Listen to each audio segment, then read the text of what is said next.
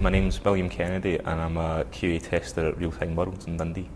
When I very first came here, one of the things I noticed was, of course, the size of the company and the level of work that was happening here, and the amount of infrastructure and the different teams and things that were here. When I got here, I got taken through to the QA room, got shown where I was going to be doing my work, and I realised all the technology and the type of work that I was going to be doing and what kind of level it was, and it was so much higher than anything else I'd done before. Well, it's a bit of the cliched old story of that I've always loved games from as long as I can remember, so I knew that that's what I wanted to do. Originally, when I was going through school, I always made sure that I looked at computing, always tried to keep computing in with what I did, and then whenever I was looking into university courses, I was originally looking at computing science courses and making sure I'd get into computing because obviously that's related to games. But then of course, games degrees started coming out, so I joined a games software development degree at Glasgow Caledonian University, and then from then I've always tried to continue to make sure I got qualifications to get in the industry. My parents always made sure that I went out and I did things early. At one point during my life I played for 4 different boys football clubs. I wasn't really as good as the other people in the team, I don't think. I was a defender. That was another social development for me, and it was also sport as well. I mean, it wasn't the other things which everything else in my life's been about, documentation, being in an office, being in the computer. It was a different kind of experience to have, like being out with the lads, being out with the boys, like interacting in that kind of way within a competitive element, so that was quite interesting. But whenever I wasn't at school and the football clubs, I'd be playing computers as well. And a lot of my friends were into it too, so they'd come round, so it was always in a social setting that I did it anyway, so it wasn't completely isolated all the time. For about a year, I worked in a bingo hall.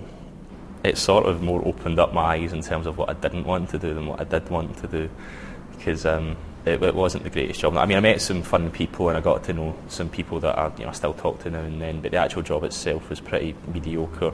Sometimes it was a little bit depressing actually, because people would spend all their money and they'd go out in the gambling machines, and you'd have to give them change if they came in and they wanted it to put more in the machine because it's their money, and it just wasn't a nice atmosphere to be in really, and it made me realise that there are jobs out there that are doing that, and if you don't put some effort in and don't think about what you want to do and apply your skills into getting something you can show to get a job that you do want to do, you could end up doing that.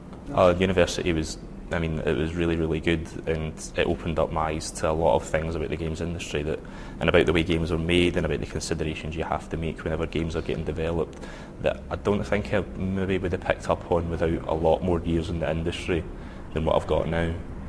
So it really opened up my eyes to a lot of things I didn't consider before. Also learned a lot of skills off it that apply within the industry, and the social experience of university was fantastic as well. I was a lifeguard for the first part of university, which was a good job. That opened up my eyes to a lot of things as well, and I learned a lot of useful stuff off of that.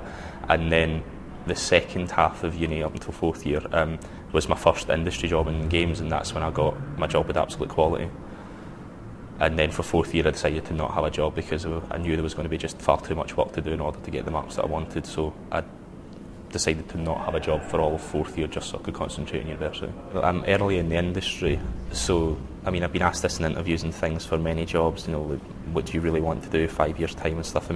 I've always originally wanted to be a level designer or a game designer, but also within QA, I've got a kick out of QA, and there's a lot of aspects of QA that I've enjoyed. So right now I'm getting my teeth into the industry within a development environment.